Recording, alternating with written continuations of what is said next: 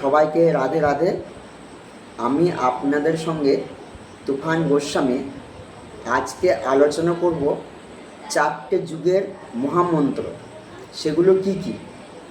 তার আগে জানি যে আমরা যে মানুষ হয়ে জন্মিয়েছি, তাহলে আমাদের উদ্দেশ্যটা কি? জন্ম যখন নিয়েছি তাহলে মৃত্যু আমাদের অবশ্যই হবে, কিন্তু সব থেকে আশ্চর্যের ব্যাপার কি জানেন? যে আমরা সবাই একদিন মরব, কিন্তু সেটাকে আমরা ভুলে থাকি।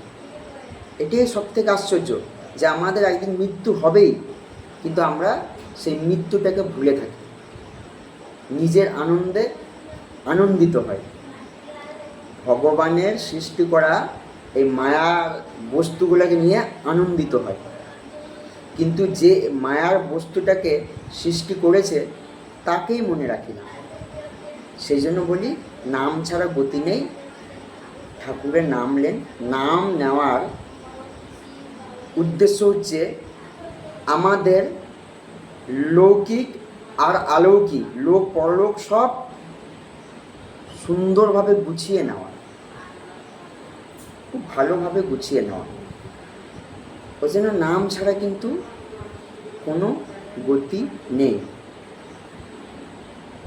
শাস্ত্রে উল্লেখ করা আছে 4টে যুগের মহামন্ত্র।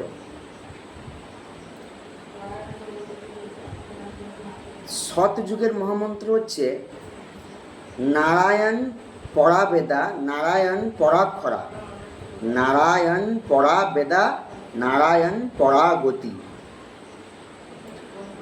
ত্রেতা যুগের মহামন্ত্র হচ্ছে রাম নারায়ণ নম্ভ, মুকুন্দ মধুসূদন, কৃষ্ণ কেশব कंसारी হয়ে বৈকুণ্ঠ বামন।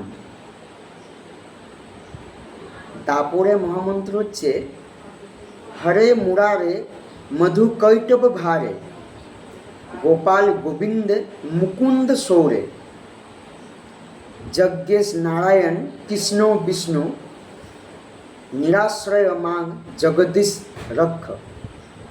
আর কলিযুগের তো খুব সোজা, আপনারা সবাই জানেন। হরে কৃষ্ণ কৃষ্ণ কৃষ্ণ হরে হরে, হরে রাম রাম রাম হরে হরে। সেই জন্য বলি, ঠাকুরের নাম ছাড়া কিন্তু আমাদের গতি নেই। নাম যে কোনো অবস্থায়, যেভাবে যেখানেই থাকুন, নাম নেওয়া যায়, নাম জপ করা যায় যে কোনো অবস্থাতেই, কিন্তু মন্ত্র যে কোনো অবস্থাতে মুখে বলা যায় না, বা মন্ত্র যে কোনো অবস্থাতে নেওয়া যায় না। নাম ছাড়া আমাদের গতি নেই। বারবার বলছি, নাম ছাড়া কিন্তু আমাদের গতি নেই। আমরা কর্মের মাধ্যমে থেকে আমরা ঠাকুরের যেন নামটুকু করি, যেটুকু সময়ে, যতটুকু সময়ে নাম করি। আর রাত্রে যখন আমরা ঘুমাবো, তখন ঠাকুরকে আমাদের দৈনন্দিন সারাদিনে যা কর্ম করেছি সেটা ঠাকুরকে সমর্পণ করে দেবো, আর ঠাকুরের নাম করেই আমরা ঘুমাবো। আবার যখন সকালে ঘুম ভাঙবে, তখন আবার ঠাকুরের নাম করে আমাদের আবার দৈনন্দিন জীবনে যে কর্মটা সেটা শুরু করব। দেখবেন জীবন সুন্দর হয়ে যাবে, জীবন গুছিয়ে যাবে, কোনো টেনশন থাকবে না, না তো কোনো মনে অশান্তি থাকবে, একদম শান্তিপূর্ণ জীবন হয়ে যাবে। একদম এটা বাস্তব কথা বলছি, গুরুদেবের কথা বলছি আমি। আমার মনে হলে আপনাদের সঙ্গে শেয়ার করি, তো আমি শেয়ার করলাম। দেখুন না, যদি ভালো না লাগে তখন অবশ্যই কমেন্ট করবেন।